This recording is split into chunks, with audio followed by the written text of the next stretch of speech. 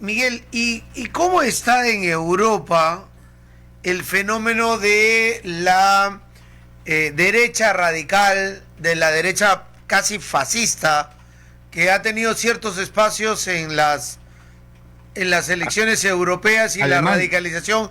El mensaje. En Alemania, en la Alemania. semana, los empresarios alemanes de las principales empresas han salido a llamar a sus trabajadores, algo que acá o en cualquier otra parte sería ilógico, que no voten por esa opción porque generaría el desempleo, generaría el enfrentamiento, y están por proscribir a partidos que van hacia ese lado, que están yendo casi hacia el nazismo.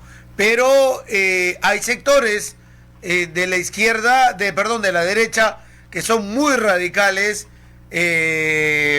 como en Italia, como en Francia, como en España con Vox, que se van posesionando y obteniendo siempre un 20, un 30 y hasta menos por ciento, y hasta hacer gobierno como Meloni, ¿no? En Italia, y llegan a hacer gobierno. ¿Cómo está ese fenómeno que acá tuvo un Bolsonaro en Latinoamérica y que en sectores de la política latinoamericana ya tiene sus representantes? Dicen que, y se ha visto en un video a Patricia Chirinos en la reunión de Vox, Kass en Chile se radicaliza, Milei en Argentina. ¿Cómo está ese fenómeno? Mira, Fernando, Pero la disculpa, pandemia. Trump en Estados Unidos, ¿no? Donald Trump está diciendo que puede volver a ser Que casi la presidente. tiene Ojo, ganada. cuidado, Ajá, casi la tiene ganada. ajá. Mira, yo creo que la pandemia, el resultado de ella ha sido la exacerbación política, sea de ultraizquierdas o de ultraderechas, Ya. pero la etapa de la ultraizquierda, no digo que esté pasando, pero digamos, está dando paso a un empoderamiento de espacios de derecha o de ultraderecha. Entonces, por eso ha llegado Milei al poder. Y tú me preguntas por Europa. Mira, Europa tiene la circunstancia de que siguen preocupados por la guerra entre Rusia y Ucrania. Y esa guerra de Rusia con Ucrania para Europa es sobrevivencia, porque comprenderás que tiene un nivel de dependencia de Rusia por el gas, el petróleo. Y entonces, claro, en Europa hay una suerte de efervescencia de estos espacios duros que empiezan a capitalizar progresivamente. En Francia, Marine Le Le Pen no le ha Pen. ido mal en los últimos dos procesos. O sea, no es el padre, ¿no te acuerdas Sí, sí, sí. del padre, ¿no es cierto? Sino la hija la que ha ido creciendo. Y te hablo de Francia, que si miramos retroactivamente el proceso en francés, digamos, que la ultraderecha, el nacionalismo francés crezca, en verdad es porque algo está cambiando en la dinámica francesa. Y en el caso de Alemania, que se levante de su tumba con Adenauer, o lo que ha pasado con en los últimos procesos, para mirar que también en Alemania, que le pusieron un epitafio al nazismo luego de la Segunda Guerra Mundial, estas nuevas apariciones también atípicas van ganando adictos, van ganando adeptos, hay que también decirlo. Entonces, Ujú, ¿qué hay en Europa? Preocupación, ujú.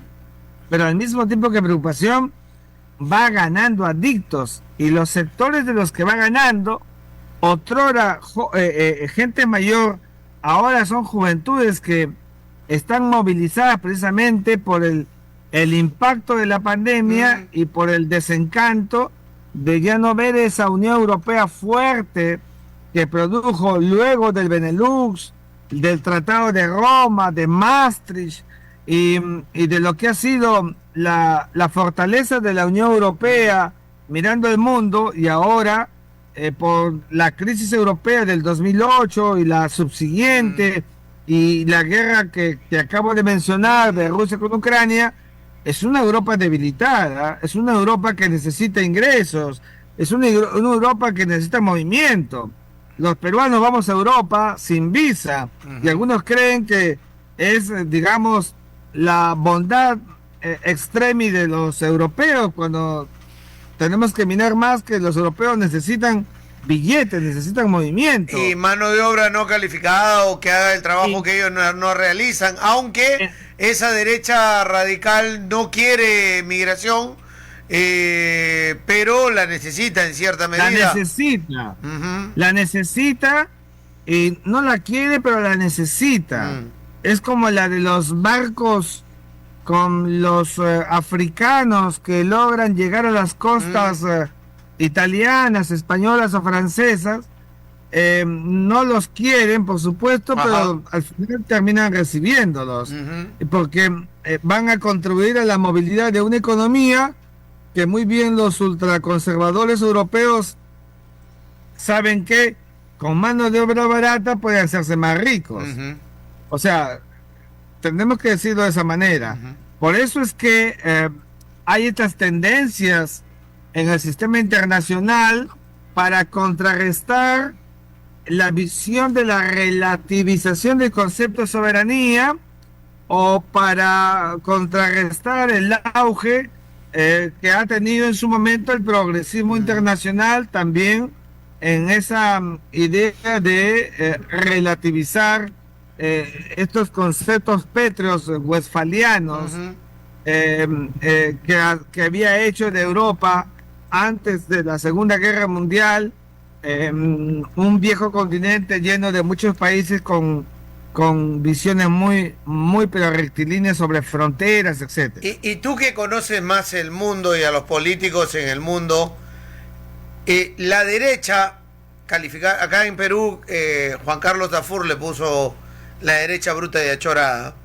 ¿Es igual que la peruana o que la de Milei es así de agresiva, de fuerte y hasta torpe?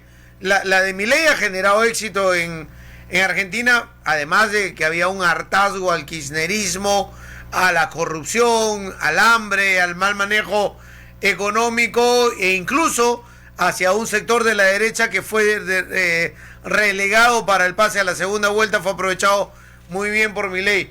Pero si la que yo veo en el Perú es la que te ruquea y la que te ataca sin razón, sin sentarse a debatir si es la de la resistencia, ¿es así la ultraderecha en todo el mundo? ¿O este caso de resistencia y de ataque sin razón es solamente una característica de esa derecha bruta y achorada peruana? Mira, yo no entraría en calificar a la ultraderecha. Lo que te digo es lo que siempre se ha inventado y no decimos más que lo que se viene refiriendo. Pero, digamos, el temperamento, así como le pasa a la ultraizquierda, es distinto. La izquierda europea, la izquierda alemana, por favor, una izquierda educada, sensata, ¿no es cierto?, cuerda, una izquierda que trabaja, no es una izquierda caviar. La derecha es una derecha también, digamos... Pero el término caviar surge de Francia. Sí, claro, yo sé, claro. Pero se transporta y viene aquí a nuestro continente y a Sudamérica y al Perú de una manera ya, digamos, licuada, y ya sabemos que entendemos acá por caviar. Y la derecha lo mismo, tiene sus formatos, aunque debo decirte que siempre hay mucho apasionamiento. Y te lo digo esto porque cada vez que me invitas yo siempre tengo que ponerme como ejemplo en la medida en que a mí me sucede. O sea, cuando yo digo que Alberto Fujimori, ¿no es cierto?, te acordarás, no debe, el indulto tiene que estar libre porque es una institución jurídica, el indulto hay que respetar. Usted, Rodríguez Maquia, es un hombre de derecha. Ajá. Es fujimorista. Fujimorista de derecha. Cuando digo que Pedro Castillo no cometió delito de rebelión, y en eso le gané a Eugenio Raúl Zaffaroni, tremenda figura del derecho penal, porque lo dije primero, él salió a decirlo después o días después. Ahí están las pruebas que me puedo remitir. y decía que no había rebelión porque no se levantó en armas, y que dije que no hubo golpe de Estado, sino algo peor que eso, que se llamó ruptura del régimen democrático. Bueno, pero cuando dije, entonces Rodríguez Macay se tira otra vez a la izquierda. ¿En qué quedamos? Entonces, ninguno es permeable, no hay tolerancia de ninguna clase, y por eso yo sigo creyendo, como un social cristiano que soy, en el magisterio de la iglesia, en el pensamiento social cristiano, en buscar lo mejor que pueda haber de los extremos para combinarlos, y por eso creemos en la economía social de mercado. Yo no creo en la economía de mercado, ni creo en la economía marxista o popular de mercado, como le llaman los comunistas. Yo creo en la economía social de mercado. Pero los puntos de equilibrio no son tolerables. Tú escucharás. Claro, pero el tema es que tú lo puedes, el tema es que tú lo puedes debatir, tú lo puedes conversar. Los otros sectores de extrema izquierda y extrema derecha no lo debaten, lo quieren imponer. No, por eso, porque hay una intolerancia total. Entonces, y esas intolerancias son muy malas, pues, porque entonces, incluso, mira, solamente por ese radicalismo de ultraderecha o de ultraizquierda, hasta hay gente que creías que eran tus amigos y dejan de ser. Nos pasó en las elecciones anteriores, ¿no? Nos pasó en las elecciones anteriores.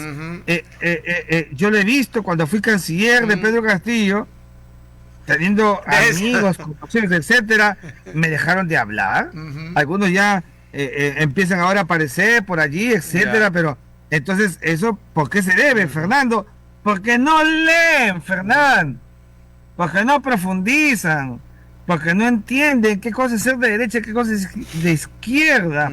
Entonces seguimos con los discursos, ¿no es cierto?, de ultraderecha, de ultraizquierda, de comunismo. Mira, yo acabo de llegar de República Dominicana, invitado por un expresidente de izquierda como Leonel Fernández, ¿ya? Y he estado con un jefe de delegación de observadores como Samper, que también es un hombre de izquierda, y yo por eso no voy a ser un hombre de izquierda. Ellos saben perfectamente que soy un hombre del centro, algunas veces soy un hombre del centro derecha, algunas veces puedo ser un hombre del centro izquierda, porque no soy rectilíneo ni cosmoveo de una manera intolerante. Creo que tenemos que aprender a dosificar, y eso nos lleva a pensar que las ultras, en verdad, nos muestra una clase política de los picapiedras, Fernando. Estamos, en verdad, a años luz de elevarnos. Por eso es que tú ves las pugnas políticas en el Perú, que se han hasta llegado hasta el Poder Judicial, al Poder Legislativo. O sea, esas pugnas de absolutas intolerancias que le hacen mucho daño a la democracia, porque están viviendo de las pugnas, se crea el circo, y la agenda del país no existe.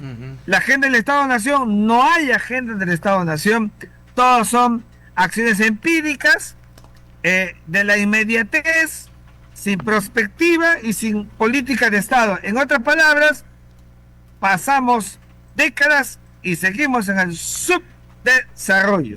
¿Qué te parece eso que no nos merecemos? No leen, no debaten, se cierran. Efectos de la pandemia, creo que también hay mucho en la digitalización, de la forma del control de, no que hay que controlar redes, sino de cómo tú administras tus propias redes, y la información que llegas a consumir también es un tema que influye mucho en la toma de decisiones y en tu comportamiento. Pero Miguel